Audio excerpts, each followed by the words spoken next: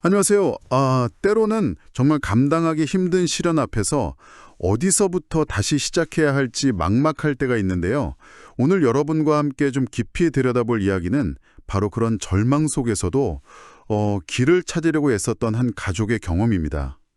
저희가 살펴볼 자료는 이제 중증 질병이나 장애 때문에 생긴 엄청난 간병비, 또 치료비 부채 문제, 그리고 이걸 해결하기 위한 법적 구제 방안, 특히 그 개인회생 제도에 대한 내용이에요. 개인회생이라는 게 아시는 분들도 계시겠지만 법원의 도움으로 빚을 좀 조정하고 다시 일어설 기회를 얻는 그런 제도잖아요. 성인 자녀가 희귀병 진단을 받아서 돌봄이 꼭 필요한 상황이었는데 경제적으로 너무 힘들어지신 한 어머님의 실제 사례거든요. 이 이야기를 통해서 이 장기 간병이 가져오는 재정적 압박 속에서 법적 시스템이 그럼 어떻게 실질적인 도움을 줄 수 있는지 그 가능성을 한번 같이 살펴보겠습니다. 네, 이 어머님의 성인 자녀분이 몇 년 전에 갑자기 뇌경색 수술을 받으셨다고 해요. 근데 그 후에 실어증, 또 구음장애, 사지마비 같은 아주 심각한 후유증을 겪게 되신 거죠. 시력까지 계속 나빠져서 결국에는 완치가 어렵다는 희귀병 진단까지 받으셨고요. 그러니까 성인이지만 거의 24시간 간병이 필요한 그런 상황이었던 거예요. 그러다 보니 가족들이 전부 돌봄에 매달릴 수밖에 없었고 생계를 위한 경제활동은 사실상 할 수가 없게 된 거죠. 중단된 거죠. 그런데 병원비나 재활치료비는 계속 불어나고 빚은 정말 감당할 수 없을 정도로 커졌다고 합니다.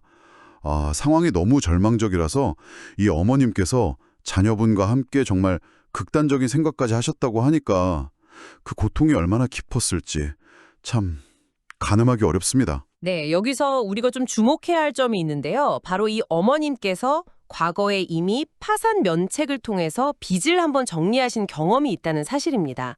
그럼에도 불구하고 이번에는 자녀의 예기치 못한 질병, 그리고 그 간병이라는 이건 전혀 다른 차원의 정말 불가항력적인 위기가 다시 찾아온 거죠.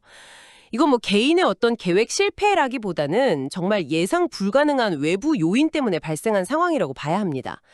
결국 어머님은 이제 마지막 희망으로 개인 회생을 신청하기로 마음 먹으셨어요. 법률 대리인 쪽에서는 법원을 설득하려고 몇 가지 핵심 논리를 내세웠습니다. 이게 단순히 그냥 빚이 많으니 도와달라 이런 호소가 아니었던 거죠. 핵심 전략은 뭐였냐면 이 상황 자체를 피할 수 없는 어떤 인간적인 비극의 결과다 이렇게 규정하는 거였어요. 즉 성인 자녀의 이 중증 장애 때문에 지속적인 의료비가 들고 또 24시간 간병을 해야 하니까 어머니가 경제활동을 하는 게 물리적으로 불가능하다는 점. 그리고 지금 이 상황은 과거 파산 때와는 근본적으로 다르다. 이거 거의 재난에 가깝다. 이런 점을 집중적으로 부각한 겁니다. 그렇군요. 보통 성인 자녀는 독립된 인격체로 보니까 부양가족으로 인정받거나 생계비 산정할 때 좀 어려움이 따를 수 있잖아요. 그런데 이 경우에는 과거 파산 이력까지 있었는데도 법원이 이렇게 좀 관대한 결정을 내렸다는 거네요. 이게 단순히 그냥 인도적인 측면을 넘어서 법리적으로 봤을 때 어떤 부분이 좀 결정적으로 작용했다고 볼 수 있을까요? 그게 아주 중요한 질문인데요. 법원이 주목한 건 현재의 구체적인 상황 그 자체였어요. 그러니까 성인 자녀의 상태가 너무나 위중해서 어머니의 돌봄 없이는 생존 자체가 어렵고 그 때문에 어머니는 어떤 경제활동도 할 수 없다는 것.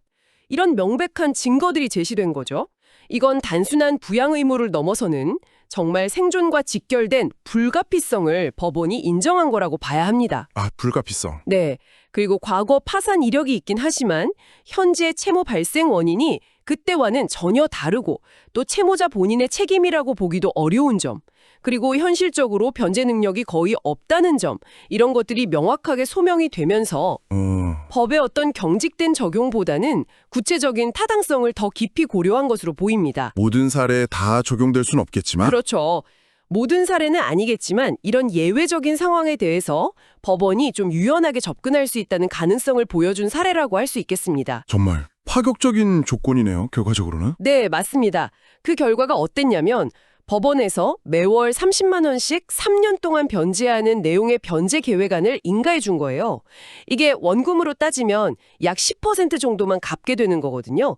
말 그대로 정말 파격적인 조건이었죠. 와, 과거에 좀 불리한 이력이 있었음에도 불구하고 현재의 이 절박한 상황을 법원이 인정하고 다시 시작할 기회를 준 아주 의미 있는 결정이었습니다. 오늘 저희가 함께 들여다본 이 이야기가 참 중요한 점을 시사하는 것 같습니다.